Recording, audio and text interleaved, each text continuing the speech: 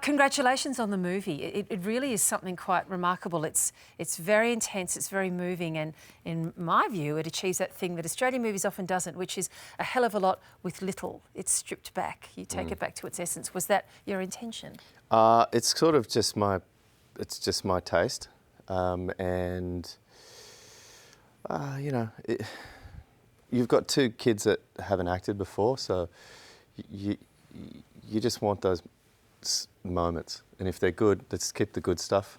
We don't need all that unnecessary stuff. There's more chance of it not working. So let's just keep whatever drives the story forward and keeps the characters feeling authentic and alive. Let's talk about those two kids, Samson Coulter and Ben Spence. Not actors, but they are surfers though, and they essentially had to unlearn the art of surfing as part of this film, didn't they, Simon? Yeah, and that was hard. I think, you know, I think it was probably harder for Samson, who plays Pikelet, because he's been competing from such a young age. So every time he's in the water, it's about showing off. It's about performing. And I was like, mate, you've just got to take it easy, slow down, and you know, it's just finding a line and trimming. And Ben picked that up pretty quickly. But Samson, it was really hard for him. I guess harder because he also had to sit out and show fear. And when you're a fearless surfer, that would be hard. I imagine. It was. He goes, how do I get scared? I said, well, maybe let's just do some breathing exercises and we'll sort of hyperventilate. and that'll get you there. You're a surfer yourself. You've narrated a really great surfing film as well. When did this book come into your life? And when it did, was there a moment of recognition that something was going to happen for you artistically? There was an immediate moment of recognition. The second I was like sort of 10 pages into it. And I thought, oh, this is going to take me places that I'm not sure that I really want to go to, but it was all too alive and raw, and I just kept going. And from that moment, it chose me. I had to be involved. I couldn't conceive how you could make it into a film straight away, but it was just so close to every fibre of my being and the way I grew up that I couldn't let it go past. Given that, how much pressure did you put on yourself when you co-wrote the screenplay with Tim Winton himself? Was that a bit awe-inspiring for you? Well, I worked with Tim. Tim did an early draft. I worked with another writer called Gerard Lee. But all the way through that process, from an early stage, I had to sit with Tim and say, look, I need to be able to take my own risks with this. And not be enslaved to the book, because the book is a really beautiful work. I need to now be able to mess with it and make it mine to make the film. And Tim was completely comfortable with that and super supportive. So from that point, it was really just about investing aspects of myself into it as much as possible that I thought were interesting and believable. Did you always have in mind that Tim Winton himself would narrate it? No, I didn't always have it in mind. How did that come about? Tim came to visit. We just saw sort of shots of him when he was on the set. And it was just before we started shooting, showing him around. And we had dinner one night, and I went home that night and I thought, look, I didn't want that kind of glossy movie voiceover feel that we often have, that's closely mic'd, resonant, all of that stuff. I just wanted a very normal voice.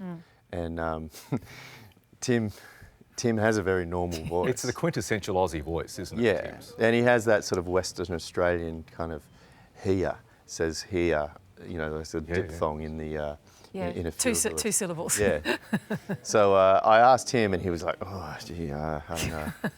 And he recorded them on his phone and sent them to me, so I had something to cut the film to, because I needed it for timing. And then I fell in love with that voiceover through the edit. You've directed a number of episodes of The Mentalist, in which you starred, of course, for many years. Did you always want to turn your mind to directing a feature film? Yeah, from a really young age. I mean, I shot Super 8 film all through my sort of early 20s, all the way through. I've got hours and hours and hours of Super 8 footage, so I used to always shoot stuff. And Super 8 is film.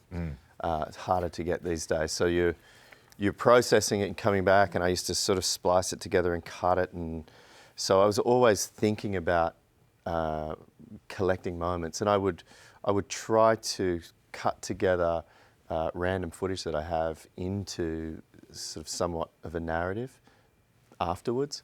And I guess just over the years of doing that and then working on film sets, you're constantly watching people put stuff together. And I love the process and contextualization of moments to create an impact and to tell a story, and how you can pull an audience along and then step away from them and leave them alone and abandon them, then sort of drag them in different directions.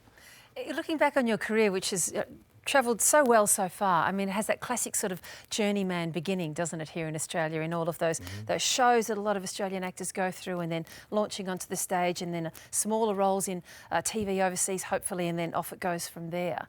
Reflecting on that, were there key turning points, sliding doors, opening or closing doors, where you can say, that was the moment where it came together, or where I took a fateful step? Yeah, there's key moments. If you look back at it, there's absolutely key moments. And probably my first job was the thing. And that was just a process of all of those TV shows in Australia. That was learning on the job constantly. So I didn't go to drama school, so I really had no idea about it. That must have been really good on-stage teaching. Sort of just having to turn up every day and hit your mark and do it. Well, it's practical. It's survival. You have to sort of, you sink or swim. And if you open yourself up, there's a lot of people around you doing a lot of different things, and you can absorb what they're doing and get an understanding of it. And I think if I hadn't approached it like that, I might not have gotten to the place that I am now. I mean, who knows? Opportunity comes along. Having knocked, it moves on. So I've always sort of been open to a new opportunity. Probably another one was LA Confidential. Probably the first film that I did in the States. And a number of really great Aussies in that film in particular. So, there's a couple. Yeah. So what's next, Simon Baker? More directing, more acting, bit of both? I don't know. I need a rest. This is the end of a long promotional tour of the film, and making the film has been incredibly amazing experience in so many ways, but also exhausting. What you need is a surf. That's what you need. Well, I've had a few of those, but what I need is like a month of it. Yeah.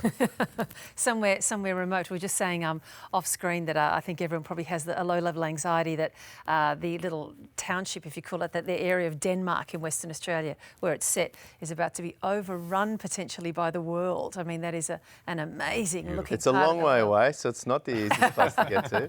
And Australians are very. But in that, I just hope because it is a beautiful place. Yes. And I just hope that people are respectful, not just of the people that live there, but of the environment, because it is a really beautiful place.